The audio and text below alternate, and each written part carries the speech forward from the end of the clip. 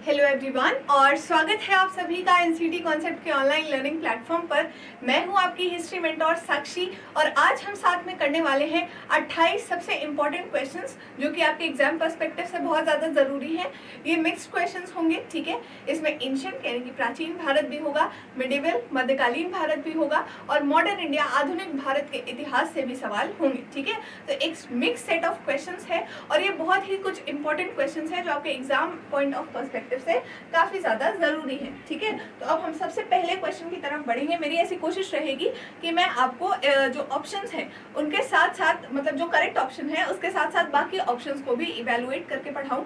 हम एक holistic revision करते हुए चले सारे टॉपिक्स का। तो सबसे पहला जो सवाल है वो 1857 की अपराइजिंग से है। आपको पता होगा 1857 में भारत में रिवोल्ट हो जाता है, विद्रोह हो जाता है, जिसको स्वतंत्रता की पहली क्रांति भी बोला जाता है। जिसको क्या बोला जाता है? स्वतंत्रता की पहली क्रांति या 1857 की क्रांति के नाम से भी हम इसको जानते हैं। इसको स्वतंत्रता का पहला संग्राम वीडी सावरकर ने बोला था। ये बात भी आपको याद रखनी है, ठीक है। 1857 में होता है, मेरठ से शुरू होता है, ठीक है। मेरठ से शुरू होता है, धीरे धीरे दिल्ली, आगरा, कानपुर, लखनऊ और पूरे नॉर्थ इंडिया में एक तरह से फैल जाता है, ठीक है। इसकी हिस्ट्री आपको बताना है किसने लिखी है, तो आप याद रखिएगा चार्ल्स बॉयल करके एक हिस्टोरियन है, इन्होंने ये हिस्ट्री लिखी है। इससे रिलेटेड एक पेंटिंग भी है, रिलीफ ऑफ लखनऊ, जो कि थॉमस बार्कर ने पेंट करी थी। तो रिलीफ ऑफ लखनऊ, ठीक है, इस पेंटिंग का नाम भी आपको याद रखना है, ठीक है। थॉमस बार्कर की ये पेंटिंग है, 1859 में ये पेंटिंग पेंट करी गई थी, इसको भी याद रखिएगा, ठीक है। चलिए नेक्स्ट क्वेश्चन पर जाते हैं और हमें मैच करना है लिस्ट। मैंने आपको बताया था हिस्ट्री में अगर कोई चीज बहुत ज्यादा इंपॉर्टेंट है जिसको आप कतई मिस नहीं कर सकते हैं तो वो क्या है? वो आपके टर्मिनोलॉजी है, ठीक है। एंशिएंट इंडिया में भी हर चैप्टर में कुछ ना कुछ टर्म्स यूज किए गए हैं। लास्ट वीडियो में मैंने आपको बताए थे बहुत सारे टर्म्स, ऊजावार, आदिमाई, वेलालार, गहापति, अग्रहर, ठीक है। इसी तरह से मॉडर्न इंडिया में भी बहुत सारे टर्म्स यूज किए गए हैं। तो आपको इन टर्म्स को उनको क्या कहा जाता था उसके साथ सुमेलित करना है। तो सबसे पहले याद रखिएगा शेयर प्रॉपर। इससे देखिए क्वेश्चन ना इसी तरह से रिपीट होते हैं। अब यहाँ पर इसको मैच द फॉलोइंग में दे दिया। ऐसा ही एक क्वेश्चन पीवाईक्यू में पूछा गया था जिसमें पूछा गया था कि शेयर क्रॉपर्स को क्या बोला जाता था, उसमें ऑप्शंस थे, ठीक है। तो आपको याद रखना है शेयर क्रॉपर्स को उस समय पर बरगादार बोला जाता था, ठीक है। बरगादार कौन होते थे? शेयर क्रॉपर्स होते थे, ठीक है। फिर राजा कौन होते थे? जो पावरफुल जमींदार होते थे उनको राजा बोला जाता था, जैसे कि बुर्दवान के राजा, ठीक है, मेहताब चंद, ठीक। तो बुर्दवान के राजा मेहताब चंद, तो राजा एक टाइटल था जो कि पावरफुल जमींदार के लिए यूज किया जाता था, ठीक है। उसके बाद दीकू कौन होता था? जो साहूकार होता था, जो मनी लेंडर होता था, उसको दीकू बोला जाता था। और जो जमींदार का एक बलवान आदमी जो लोगों को लाठी लेकर के जाके डराता था कि कोई भी नीलामी में राजा जी की जमीन नहीं खरीदेगा, उसको लठियाल बोलते थे। तो ऑप्शन हो जाएगा ए का 2, बी का 1, सी का 4 और डी का 3, ठीक है। तो एक 2 1 4 3 2 1 4 3 ये सी वाला जो है इसका करेक्ट आंसर हो जाएगा, ठीक है। बरगादार वाले में आपको कंफ्यूज नहीं होना है। शेयर क्रॉपर को बरगादार भी बोला जाता था। जोतेदार के लिए और नाम यूज किए जाते थे। अच्छा, एक और चीज यहीं से याद रखिएगा, एक और टर्म मैं आपको बता रही हूँ, जोतेदार, जो उस समय के अमीर किसान थे। देखिए किसानों को उस समय पर रियोत बोलते थे और जो अमीर किसान थे, ठीक है, उनको जोतेदार बोलते थे। तो अमीर रियोत यानी कि अमीर किसान जो उस टाइम पर थे उनको जोतेदार बोला जाता था और इनको हवलादार भी बोला जाता था या हवलदार भी बोला जाता था और इनको घंटीदार भी बोला जाता था, ठीक है, घंटीदार भी बोला जाता था। चलिए नेक्स्ट पर आते हैं, नेक्स्ट क्वेश्चन पर बढ़ते हैं। ऑब्जेक्टिव्स रिजोल्यूशन, जहां भी ऑब्जेक्टिव्स रिजोल्यूशन आपके उद्देश्य प्रस्ताव का नाम आए तुरंत आपके दिमाग में आने चाहिए जवाहरलाल नेहरू जी, ठीक है। जवाहरलाल नेहरू जी ने संविधान सभा में 13 दिसंबर 1946 को उद्देश्य प्रस्ताव पारित किया था, ठीक है। इस उद्देश्य प्रस्ताव में आपको बताना है कि कौन सा कथन सत्य नहीं है, मतलब 3 ऐसे कथन होंगे जो सत्य होंगे, ठीक है। यहीं से पढ़ लीजिएगा कौन से 3 कथन सत्य है और एक असत्य होगा। तो इंडिया को इंडिपेंडेंट सॉवरेन रिपब्लिक, स्वतंत्र संप्रभु गणराज्य घोषित किया, बिल्कुल ठीक बात है। उद्देश्य प्रस्ताव में ऐसा काम किया गया था। सारे नागरिकों को न्याय, समानता और स्वतंत्रता की गारंटी दी गई थी, ठीक है। और संविधान निर्माण के इतिहास में स्वतंत्रता और आजादी के संघर्ष के लंबे इतिहास को भी यहाँ पर बताया गया था। लेकिन आपको याद रखना है भारत में पेश किए गए संविधान के विचार और प्रावधान औपनिवेशिक अतीत से नहीं हो सकते। सकते, आप खुद सोच करके रखिए ब्रिटिशर्स की चीजें हम कैसे इंक्लूड करेंगे। हालांकि हमारे संविधान का बहुत बड़ा part government of India act 1935 से लिया गया है, लेकिन हम उसमें कोई भी कॉलोनियलिज्म की विचारधारा, उपनिवेश की विचारधारा अपने संविधान में रखने का दावा नहीं करते हैं। तो ये ऑप्शन आपका ठीक हो जाएगा, क्योंकि यही ऑप्शन गलत है। तो आपको बताना है कौन सा सत्य नहीं है, तो ये सत्य नहीं है, तो यही ऑप्शन ठीक हो जाएगा। संविधान सभा की बात करें तो संविधान सभा की भारत में पहली मीटिंग 9 दिसंबर 1946 को होती है।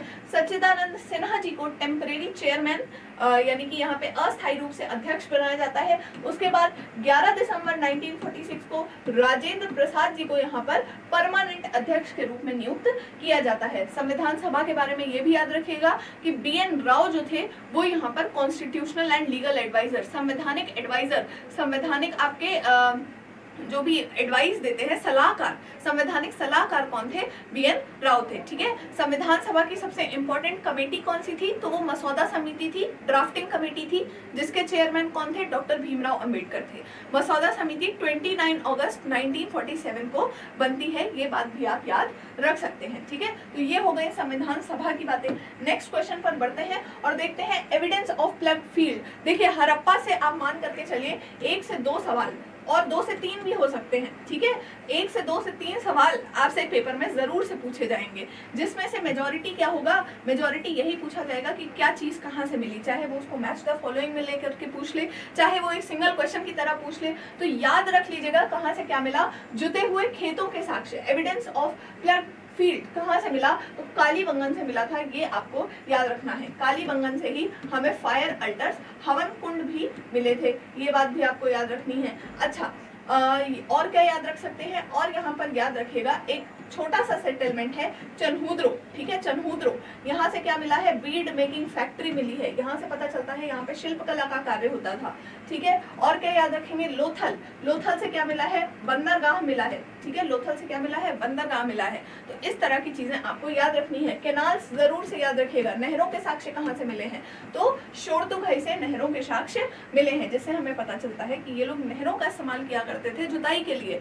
मोहनजोदारो से भी हमें 700 कुएं मिले हैं, तो आपको ये भी बात यहाँ पर याद रखनी है। हड़प्पा की बात करेंगे तो सबसे पहला नगर जो हड़प्पा सभ्यता का खोजा गया था वो हड़प्पा ही था। वो बहुत बड़ा भी था, लेकिन बहुत लार्जली डिस्ट्रॉयड था, काफी हद तक ये क्षतिग्रस्त हो चुका था। इसीलिए हम मोहनजोदारो को सबसे इंपॉर्टेंट सिटी मानते हैं। तो अगर हड़प्पा सभ्यता की सबसे इंपॉर्टेंट सिटी पूछी जाए, सबसे इंपॉर्टेंट सिटी, सबसे महत्वपूर्ण जगह पूछी जाए, तो वो कौन सी है? मोहनजोदारो सबसे इंपॉर्टेंट सिटी है यहाँ पर। ठीक है, चलिए नेक्स्ट क्वेश्चन की तरफ बढ़ते हैं। नेक्स्ट क्वेश्चन है कि इमर्जेंस ऑफ अर्ली स्टेट्स। देखिए पहला जो चैप्टर मैंने आपको पढ़ाया था वो हड़प्पा से रिलेटेड था।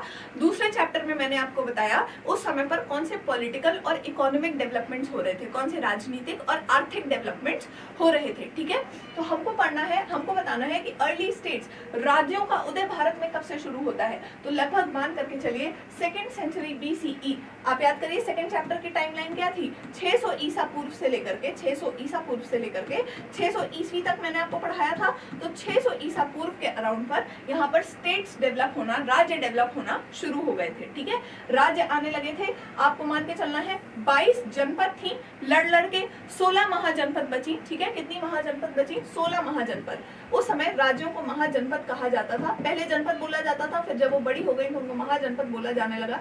लड़ भिड़ करके 16 बचते हैं, फिर 4 बचते हैं, और इनमें से सबसे इंपॉर्टेंट जो सबसे इंपॉर्टेंट लास्ट में बचती है वो कौन सी होती है? मगध होती है। ठीक है, ये बात भी आपको याद रखनी है। मगध की कैपिटल शुरू में राजगढ़ थी, बाद में इसकी कैपिटल को पाटलिपुत्र बना दिया जाता है। ठीक है, तो 6th सेंचुरी BCE के अराउंड, 6ठी शताब्दी ईसा पूर्व के अराउंड यहाँ पर हमको अर्ली स्टेट्स का इमर्जेंस देखने को मिलता है, राज्यों का उदय देखने को मिलता है, राजाओं का उदय देखने को मिलता है। जो वर्ड जनपद है उसका मतलब क्या है? ऐसी जगह जहाँ जन ने अपना पद रखा, यानी कि जहाँ पे इंसान ने अपना पैर बसा लिया, वो वहां पर बस गए, वो वहां पर रहने लग गए, उसको हम क्या बोलते हैं? जनपद बोलते हैं। ठीक है, तो इतना आपको याद रखना है। बहुत सारे विभिन्न टेक्स्ट हैं, बुद्धिस्ट टेक्स्ट हो गए, बहुत सारे जैन टेक्स्ट हैं, जहां पर 16 महाजनपदों का विवरण दिया हुआ है।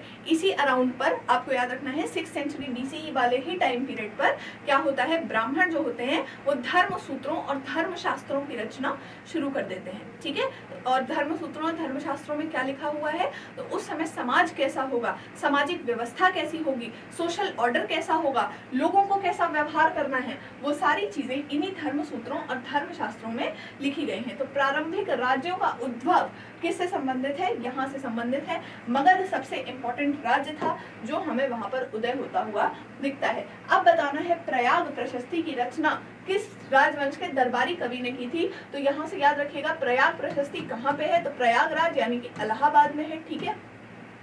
दूसरी चीज क्या याद रखेंगे, इसको समुद्रगुप्त के दरबारी कवि हरिसेन ने लिखा था, ठीक है। समुद्रगुप्त के दरबारी कवि हरिसेन ने लिखा था। कौन सी भाषा में लिखा था, तो संस्कृत भाषा, शुद्ध संस्कृत भाषा में इस अभिलेख को लिखा गया था, ठीक है। समुद्रगुप्त ने कितने बैटल्स लड़े, कितने युद्ध लड़े, कैसे कैसे वो विजयी होता है, कितना महान राजा था उस समय का, कैसे उसने अपने साम्राज्य का विस्तार किया, अपने जो एम्पायर है उसको चारों तरफ फैलाया, उसके बारे में इस प्रयाग प्रशस्ति में बताया गया है, ठीक है। उसके बाद एक और चीज आप याद रख सकते हैं, समुद्रगुप्त को वीणा किंग भी कहा जाता है क्योंकि इसने ऐसे सिक्के चलवाए थे जिसमें वीणा जो है वो अंकित था, ठीक है।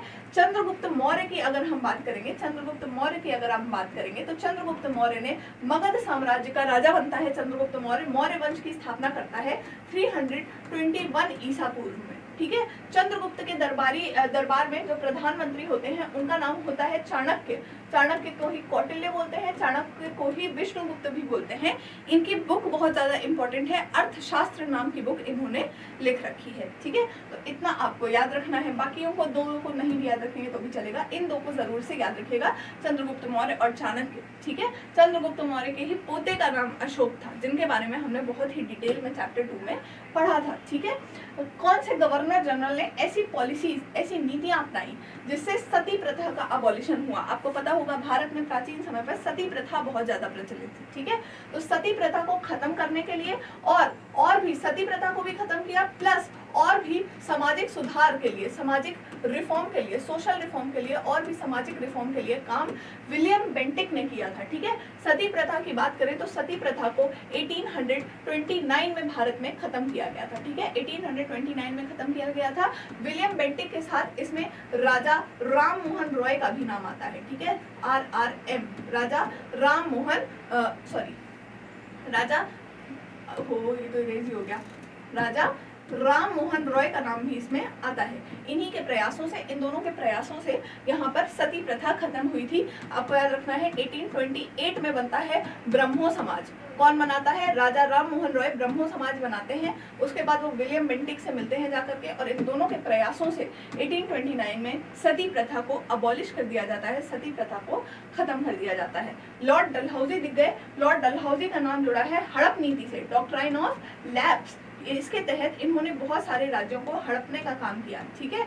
जिस भी राज्य में अगर एक पुरुष उत्तराधिकारी नहीं होगा, राजा का कोई बेटा नहीं होगा, नेचुरल बेटा नहीं होगा, तो उस राज्य को ब्रिटिशर्स क्या करते थे, हड़प लेते थे। झांसी, सतारा, संबलपुर, उदयपुर, ठीक है, ये सारे राज्य यहाँ पर हड़प नीति के तहत हड़पे गए थे, ठीक है। तो लॉर्ड डलहौजी लेकर के आते हैं हड़प नीति। लॉर्ड डलहौजी ही इंडिया में रेलवे लाने का भी काम करते हैं। रेलवे के फील्ड में इन्होंने काफी ज्यादा काम कर रखा है, ठीक है। नेक्स्ट क्वेश्चन की तरफ आते हैं। जंगम, आपको बताना है 12वीं शताब्दी में कर्नाटक में जंगम का क्या अर्थ होता था। तो जंगम क्या है, जो भटकते हुए भिक्षु होते थे उनको जंगम बोला जाता था। वाराणसी में आज के टाइम पे आप देखेंगे तो एक जंगमबाड़ी मठ भी है, ठीक है। तो जो भटकते भिक्षु होते थे उनको जंगम बोला जाता था, ठीक है। आपको याद रखना है कर्नाटक में बासावना के नेतृत्व में, नाम याद रखिएगा, बासावना एक संत थे। बासावना के नेतृत्व में वीर शैव ट्रेडिशन प्रचलित होता है, ठीक है। कौन सा ट्रेडिशन, वीर शैव ट्रेडिशन यहाँ पे प्रचलित होता है। जो शिव जी की पूजा करते हैं लिंगावतार में, इनको लिंगायत भी बोला जाता है, ठीक है। इनको क्या बोला जाता है, लिंगायत बोला जाता है। ऐसे लोग जो शिव जी की लिंग रूप की पूजा करते हैं, ये यहाँ पे गले में शिवलिंग भी पहनते हैं, ठीक है। आपको इनके बारे में एक और बात याद रखनी है कि ये इंसान को जलाते नहीं है बल्कि उनकी मृत्यु के बाद दफनाते हैं, ठीक है। विधवा पुनर्विवाह पर भी पुरजोर तरीके से ये बात करते हैं कि होना चाहिए। कास्ट सिस्टम को भी अपोज करते हैं, जाति व्यवस्था को भी अपोज करते हैं। और ये जो लिंगायत है, इनकी जितनी अच्छी अच्छी बातें हैं, इनकी जो भी कहावतें हैं, उनको क्या बोला गया है, वचन बोला गया है, ठीक है। तो वचन आपको याद रखने हैं, ठीक है। चलिए नेक्स्ट क्वेश्चन पर हम आते हैं। अच्छा, यहीं से आप तो पूरा वीर शैव ट्रेडिशन याद रखेगा, कहाँ पे हुआ था, कर्नाटक में हुआ था, ये भी बात याद रखेगा। भक्ति सूफी मूवमेंट के बारे में एक और इम्पोर्टेंट बात मैं आपको बताऊंगी। उस समय पर दो तरह के भक्ति सेंट्स बहुत पॉपुलर थे, एक थे अलवार और दूसरे थे नैनार। जो विष्णु जी की उपासना करते थे उनको अलवार बोला जाता था, ठीक है, विष्णु पूजा करते थे, वैष्णव थे उनको अलवार बोलते थे, और जो शिव जी की पूजा करते थे उनको नैनार बोलते थे। ये तमिलनाडु से इमर्ज होते हैं, ठीक है। कहाँ से इमर्ज होते हैं? तमिलनाडु से इमर्ज होते हैं। अलवारों ने बुक लिखी थी जिसको नलैयार दिव्य प्रबंधम कहा जाता है, ठीक है, नलैयार दिव्य प्रबंधन के नाम से जाना जाता है, जिसको तमिल वेद भी बोला जाता है, ठीक है। क्या बोलते हैं? तमिल वेद भी बोलते हैं। अलवार में एक महिला संत का नाम याद रख लीजिएगा, अंडाल, और नैनार में एक महिला संत का नाम याद रख लीजिएगा, करईकल अमैयार, ठीक है। क्वेश्चन प्रीवियस ईयर्स में था, फिर से भी पूछा जा सकता है, इंपॉर्टेंट चीज है, ठीक है। जब हम अवतारों की बात करते हैं तो अवतारों का कॉन्सेप्ट वैष्णविज्म में भी रह चुका है, ठीक है। वैष्णववाद में आप देखेंगे तो विष्णु जी के दशावतार की बात की जाती है यहाँ पर, ठीक है। चलिए, और तांत्रिक पूजा जो है वो देवी जी की पूजा के साथ संबंधित है। नेक्स्ट आपको हड़प्पन स्क्रिप्ट के बारे में पूछ रहा है कि कौन सा कथन सत्य है, ट्रू कौन से स्टेटमेंट है यहाँ पर, ठीक है, ट्रू कौन से स्टेटमेंट है। इसमें लगभग 400 चिन्ह है, सही बात है, 375 के अराउंड। देखिए ये नहीं बोल रहा कि एकदम 400 चिन्ह है, लगभग, ठीक है, अराउंड, तो ये ऑप्शन आपका सही हो जाएगा। राइट टू लेफ्ट लिखी जाती थी, ये भी बात सही है, मैंने आपको बताया था उर्दू की तरह लिखी जाती थी, जैसे उर्दू लिखते हैं ना राइट टू लेफ्ट, ठीक है। हम लोग इंग्लिश वगैरह लेफ्ट टू राइट लिखते हैं ऐसे नॉर्मली, ये लोग कैसे लिखते थे? राइट टू लेफ्ट भाषा इसको लिखा जाता था। इट हैज बीन डिसाइफर्ड, बिल्कुल नहीं, इसको अभी तक हड़प्पा की स्क्रिप्ट हमारे लिए काला अक्षर भैंस बराबर है, इसको अभी तक कोई भी नहीं पढ़ पाया है। अल्फाबेटिकल है, हमें पता ही नहीं कि अल्फाबेटिकल है, क्योंकि ये स्क्रिप्ट कैसी है? पिक्टोरियल है, ठीक है, पिक्चर्स के फॉर्म में है, साइंस के फॉर्म में है, सिंबल के फॉर्म में है, चिन्ह है, ठीक है, अल्फाबेट्स नहीं है यहाँ पर। तो ए और B will be the correct answer, ठीक है, ए और बी आपका सही आंसर हो जाएगा। समरी सेटलमेंट कहाँ पर लाया गया? 1856 में। समरी सेटलमेंट से आपको परमानेंट सेटलमेंट जरूर याद रखना है, ठीक है। परमानेंट सेटलमेंट क्या है? स्थायी बंदोबस्त, स्थायी बंदोबस्त, ठीक है, ये लाया जाता है 1793 में लॉर्ड कॉर्नवालिस के द्वारा। किसके द्वारा? कॉर्नवालिस के द्वारा परमानेंट सेटलमेंट लेकर के आया जाता है। कहाँ लाया जाता है? बंगाल में लाया जाता है, ठीक है। बंगाल के बाहर ज्यादा कहीं पर परमानेंट सेटलमेंट नहीं लाया गया था। समरी सेटलमेंट को अवध में इंट्रोड्यूस किया जाता है, ये बात आपको याद रखनी है। झांसी को हड़प लिया गया था हड़प नीति के तहत, ठीक है, doctrine of lapse, Lord Dalhousie वाली, ठीक है। चलिए, तो बंगाल में लाया जाता है आपका परमानेंट सेटलमेंट, ठीक है, और अवध में लाया जाता है आपका समरी सेटलमेंट। चलिए नेक्स्ट क्वेश्चन की तरफ बढ़ते हैं। कॉलोनियल ऑफिशियल्स 19वीं शताब्दी में किस ब्रिटिश आर्थिक विचारक के विचारों से औपनिवेश अधिकारी जो है वो बहुत ज्यादा प्रभावित थे? तो डेविड रिकार्डो के आइडियाज हैं, ठीक है, डेविड रिकार्डो, आपने अपनी बुक में पढ़ा होगा, तो रिकार्डियन आइडियाज, जो रिकार्डो की थ्योरी है, डेविड रिकार्डो की खास करके जो रेंट वाली थ्योरी है उससे ये बहुत ज्यादा प्रभावित है, ठीक है।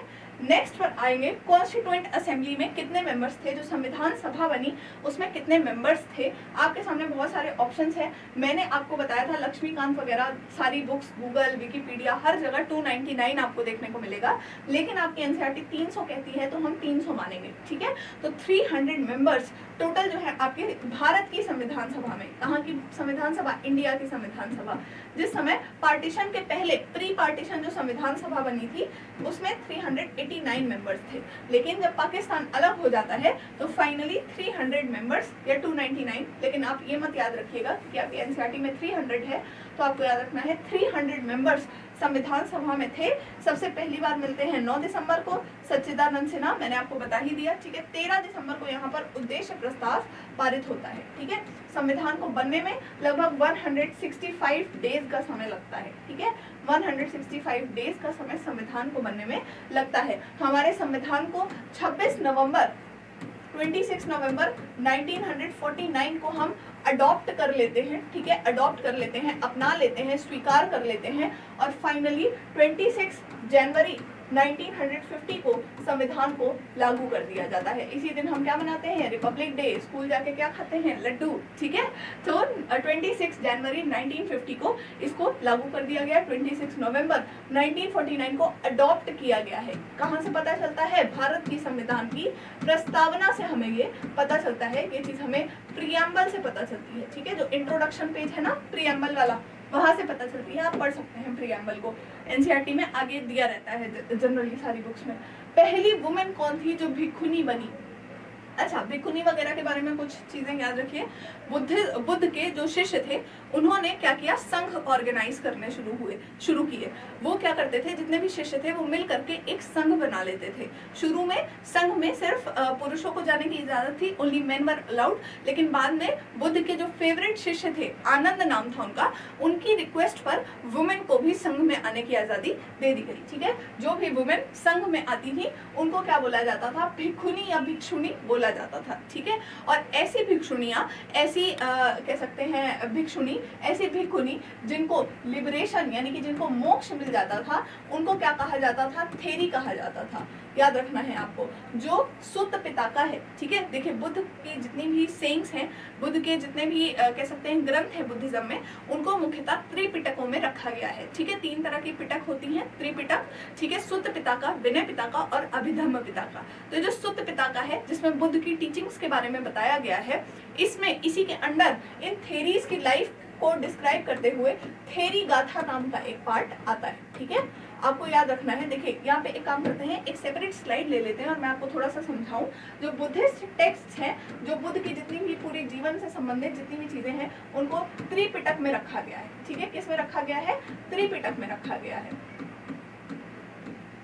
जैसे आपने सुना होगा वेद, अगर मैं कहूँ वेद तो आपके दिमाग में क्या आता है, ऋग्वेद, यजुर्वेद, सामवेद और अथर्ववेद, ठीक है। जैसे मैं कहूँ महाकाव्य तो आपके दिमाग में क्या आता है, रामायण, महाभारत, ठीक है। और तमिल महाकाव्यों की बात करेंगे तो शिलापादिकरम, मणिमेखलाई। उसी तरह से त्रिपिटक क्या है, एक कलेक्शन ऑफ बुक्स है, संकलन है बहुत सारी किताबों का, बहुत सारी नहीं, 3 है इसमें, 3 याद रखिएगा। पहला है सुत्त पिटक, ठीक है। दूसरा है विनय पिटक और तीसरा कौन सा है, अभिधम्म पिटक, ठीक है।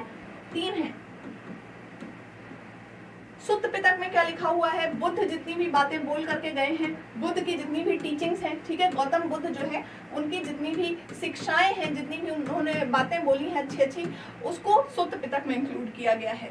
जो लोगों को संघ ज्वाइन करनी है, जितने भी भिक्षु और भिक्षुणी हैं, संघ ज्वाइन करने के लिए क्या रूल्स एंड रेगुलेशंस होंगे, किस तरह का जीवन आपको व्यतीत करना है, संघ के जितने भी रूल्स हैं, जितने भी नियम हैं, उनको विनय पिटक में लिखा गया है। और जितने भी दर्शन शास्त्र की बातें हैं, जितनी भी दार्शनिक बातें हैं, उसको अभिधम्म पिटक में इंक्लूड किया गया है। इसी सुत्त पिटक का पार्ट क्या है, थेरी गाथा नाम का एक टेक्स्ट है, जिसमें उस समय की जो थेरी होती थी उनके जीवन के बारे में लिखा गया है। थेरी कौन है, ऐसी भिक्षुणियां जो मोक्ष की प्राप्ति कर लेती थी, उनको थेरी बोला जाता था। पहली वुमेन जो भिक्षुणी बनी वो कौन थी, महाप्रजापति गौतमी थी, जो कि गौतम बुद्ध की, ठीक है, फॉस्टर मदर थी, गौतम बुद्ध की पालक माँ थी, गौतम बुद्ध की पालक माँ थी। उन्होंने सबसे पहले बुद्धिज्म को स्वीकार किया था। सबसे पहली महिला जिन्होंने बुद्धिज्म को स्वीकार किया वो थी महाप्रजापति गौतमी, ठीक है। नेक्स्ट क्वेश्चन की तरफ बढ़ते हैं। आपको सीक्वेंस में अरेंज करना है उनके पीरियड ऑफ कंप्लीशन के अकॉर्डिंग। पहले क्या लिखा गया, बाद में क्या लिखा गया, उस अकॉर्डिंग आपको चीजों को अरेंज करना है। बहुत कॉमन सेंस वाला क्वेश्चन है। जो राजा पहले आया होगा उसकी जीवनी पहले लिखी गई होगी, जो बाद में आया उसने अपनी जीवनी पहले लिखवाई। जीवनी क्या होती है, जीवन का परिचय। अच्छा, जीवनी से याद आया, ऐसी जीवनी, ठीक है, ऐसी जीवनियां जो कि संतों के लिए लिखी जाती हैं, सेंट्स के लिए लिखी जाती हैं, संत वगैरह, साधु संत वगैरह के लिए लिखी जाती हैं, उनको क्या कहा जाता है, हेजियोग्राफी कहा जाता है। इंग्लिश और हिंदी दोनों के लिए नाम सेम है, जस्ट हिंदी वाले इसको ऐसे लिख लेंगे, ठीक है।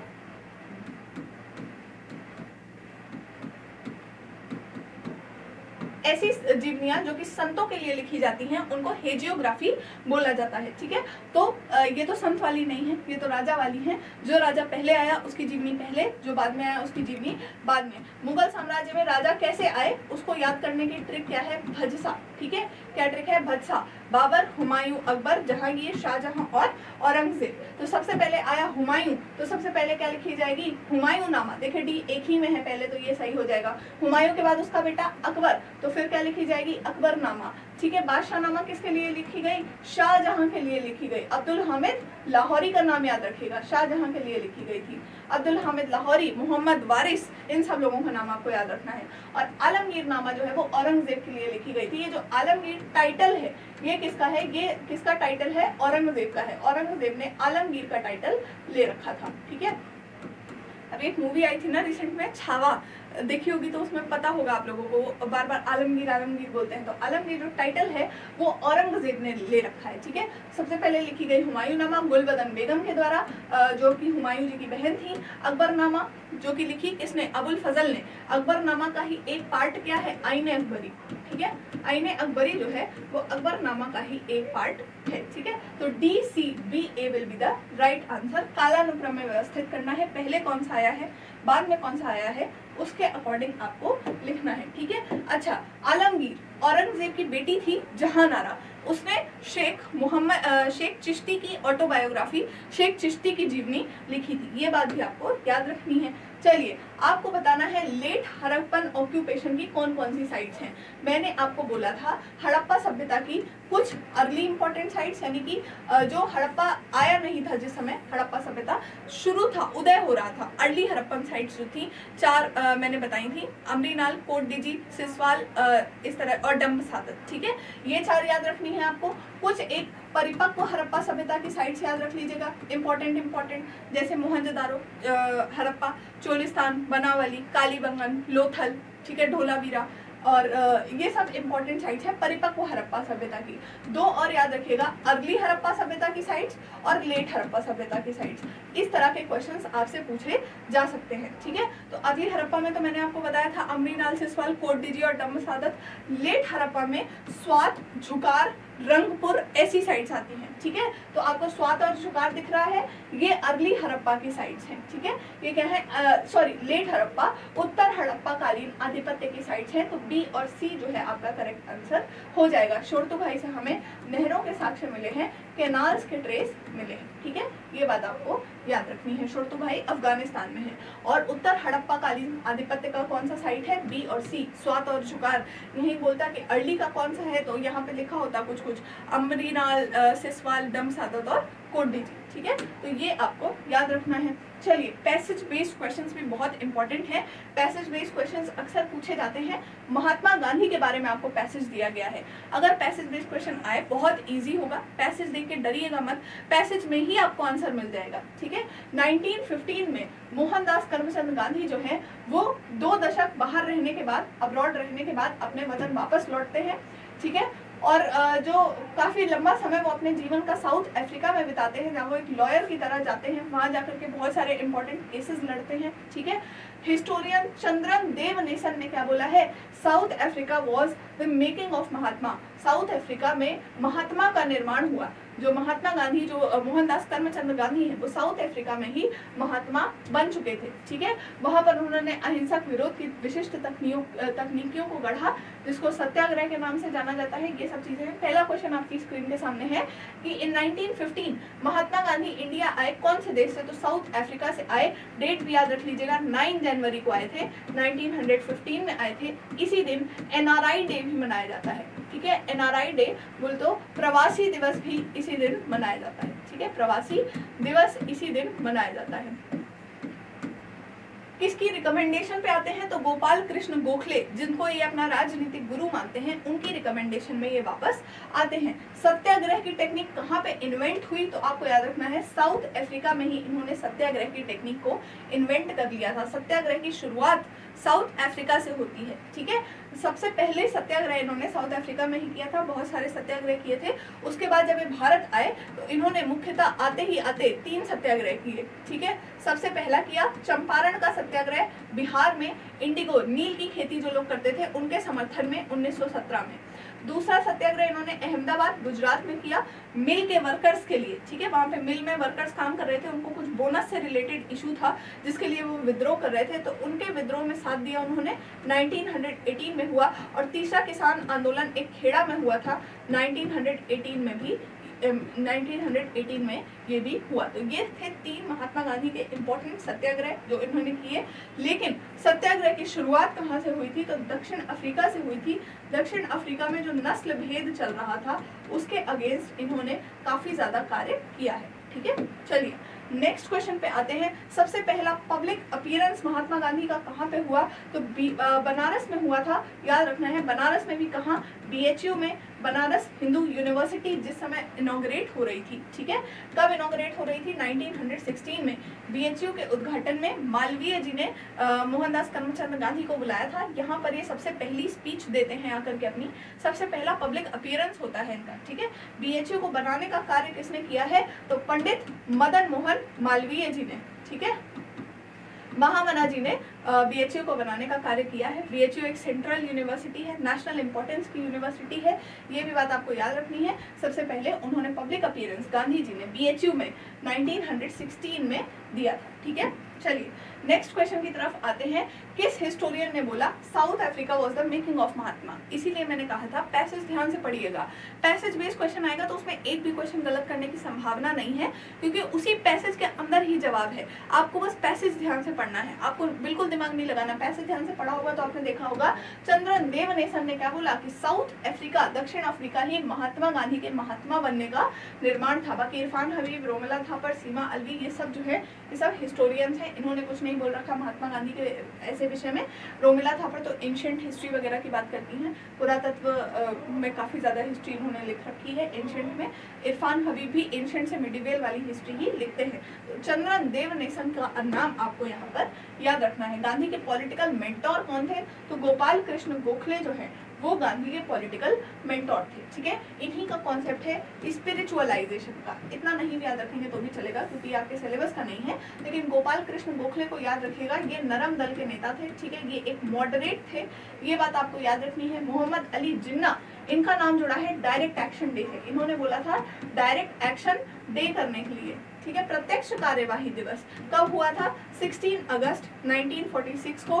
डिमांड थी कि पाकिस्तान बना देना चाहिए, ऐसा इन्होंने बोला था। विपिन चंद्र पाल और बाल गंगाधर तिलक, अब ये 2 लोग आ गए तो तिकड़ी इनकी कौन है? लाल बाल पाल, ठीक है। तो यहाँ पर मुझे लाल का नाम नहीं दिख रहा है, लाल बहादुर शास्त्री नहीं, लाला लाजपत रॉय, ठीक है, लाला लाजपत रॉय बन गया क्या? लाल बाल पाल। तो ये लाल बाल पाल कौन है? ये गरम दल के नेता हैं, ठीक है। ये कौन है? एक्सट्रीमिस्ट नेता है Lal Bal Pal. Lala Lajpat Rai from Punjab, Bal Gangadhar Tilak from Maharashtra and Bipin Chandra Pal from Bengal, ठीक है। इतना आपको याद रखना है। नेक्स्ट क्वेश्चन की तरफ बढ़ते हैं। फर्स्ट डायरेक्टर जनरल कौन थे ASI के? इन्हीं को बोला जाता है father of archaeology in India, ठीक है। भारत में पुरातत्व के जनक भी इन्हीं को बोला जाता है, तो वो है Alexander Cunningham.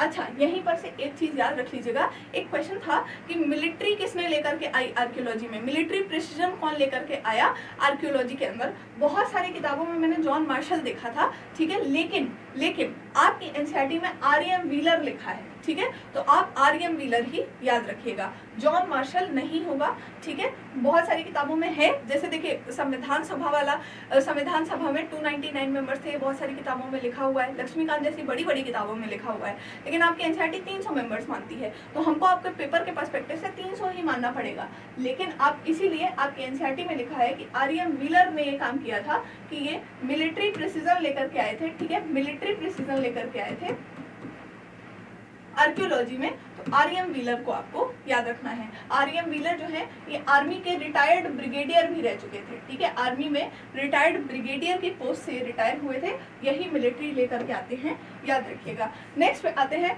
Several thousand copper coins कौन से जनजातीय गणराज्य ने इशू किया था? योद्धयास का जनजातीय गणराज्य था, ठीक है, जनजातीय गणराज्य यानी कि एक ट्राइबल रिपब्लिक, ठीक है। क्या था, एक ट्राइबल रिपब्लिक था यौधेयास का। कहाँ पर था, पंजाब और हरियाणा में था, ठीक है, पंजाब और हरियाणा वाला जो एरिया है वहां पर था।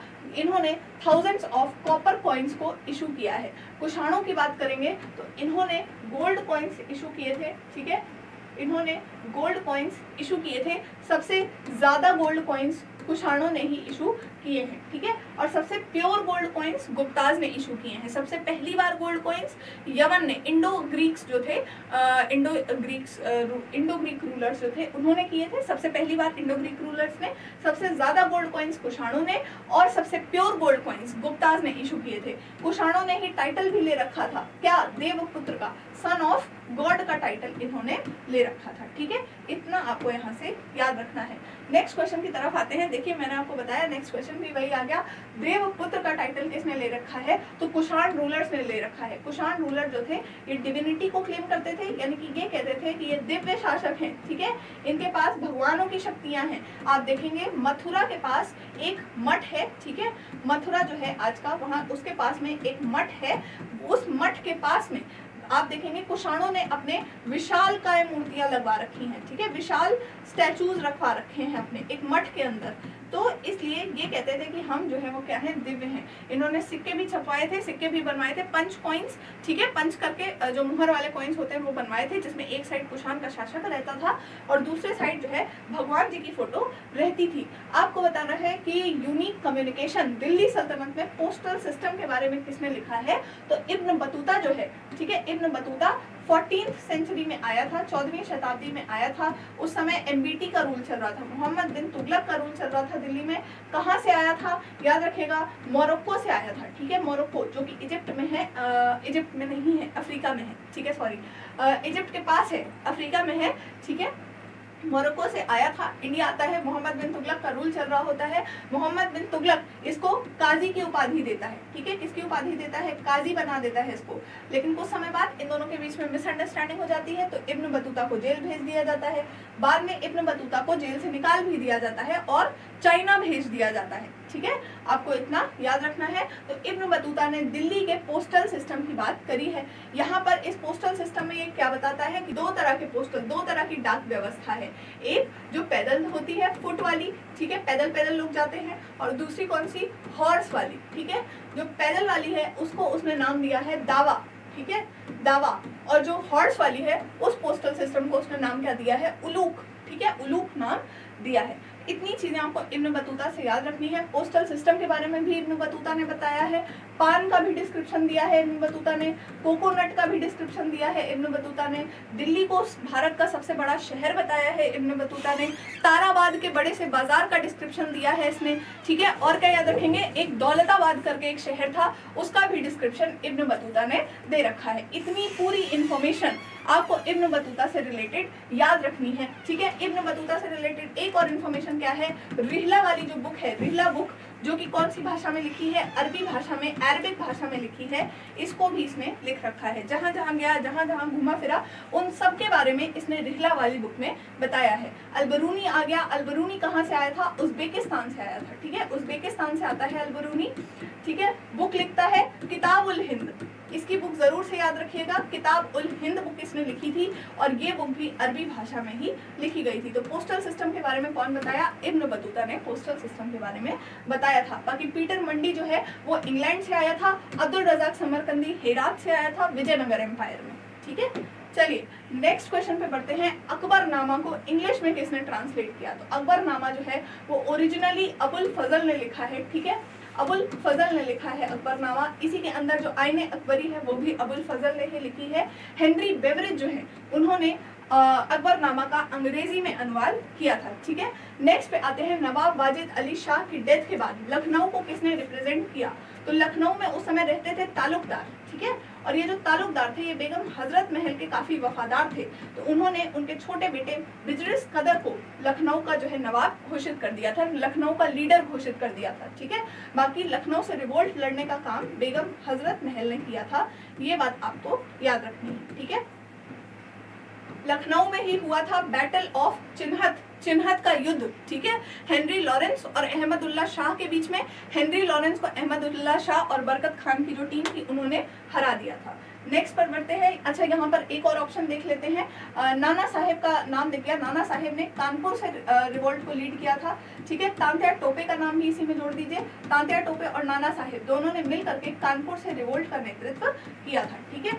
उसके बाद कुंवर सिंह की बात करेंगे तो बिहार के आरा डिस्ट्रिक्ट से इन्होंने 1857 की क्रांति को लीड किया था, ठीक है। चलिए नेक्स्ट क्वेश्चन पर बढ़ते हैं। आपको इवेंट्स को कालानुक्रम में व्यवस्थित करना है, क्रोनोलॉजिकली अरेंज करना है, ठीक है। लाहौर सेशन डिमांड फॉर पूर्ण स्वराज हुआ 1929 में। यहीं पर जवाहरलाल नेहरू जी को कांग्रेस का प्रेसिडेंट भी घोषित किया गया था, ठीक है। और यहाँ पर पूर्ण स्वराज की घोषणा के बाद 1930 में इंडिपेंडेंस डे ट्रेडिशनल तरीके से, पारंपरिक तरीके से स्वतंत्रता दिवस सबसे पहली बार मनाया गया था, ठीक है। फिर दांडी मार्च शुरू होती है, सॉल्ट मार्च, ये भी 1930 में मार्च में शुरू होती है, ठीक। उसके बाद लगभग कई दिनों बाद दांडी पहुंचते हैं गांधी जी और उसके बाद सॉल्ट बनाते हैं। 1931 में गांधी इरविन पैक्ट साइन होता है। तो ई आएगा सबसे लास्ट में, ये ऑप्शन है जिसमें ई सबसे लास्ट में है, C will be the right answer. आपको याद रखना है गांधी इरविन पैक्ट के ही चलते दूसरा गोलमेज सम्मेलन जो सेकंड आरटीसी हुआ था, सेकंड राउंड टेबल कॉन्फ्रेंस, उसको गांधी जी अटेंड करने गए थे। तो एक ये भी क्वेश्चन पूछा जा सकता है कि कौन सी ऐसी गोलमेज सम्मेलन है जिसको गांधी जी ने अटेंड किया है, तो सेकंड राउंड टेबल कॉन्फ्रेंस को गांधी जी ने अटेंड किया है, ठीक है। कौन से ऐसे मुगल क्वींस और प्रिंसेस थे जो कि फाइनेंशियल रिसोर्सेज को कंट्रोल करते थे, जो वित्तीय संसाधनों को नियंत्रित करते थे। तो 3 आपको याद रखना है। एक जो नूरजहां थी, जो जहांगीर की वाइफ थी, उनके पास थी बहुत सारी पावर, ठीक है। जहानारा और रोशनारा, ये दोनों जो हैं ये औरंगजेब की डॉटर्स थी, इनके पास काफी ज्यादा पावर थी, ठीक है। इनको उस समय बादशाह बेगम भी बोला जाता था। A, B and C will be the correct answer for this question. इसी के साथ हमारे मोस्ट इंपॉर्टेंट 28 MCQ की सीरीज जो है वो खत्म होती है। आप मुझे जरूर से बताइएगा कॉमेंट्स में, अगर आपके कोई भी डाउट्स हो, आपको ये सेशन कैसा लगा जरूर से बताइएगा। And that's all for today's class. Thank you so much.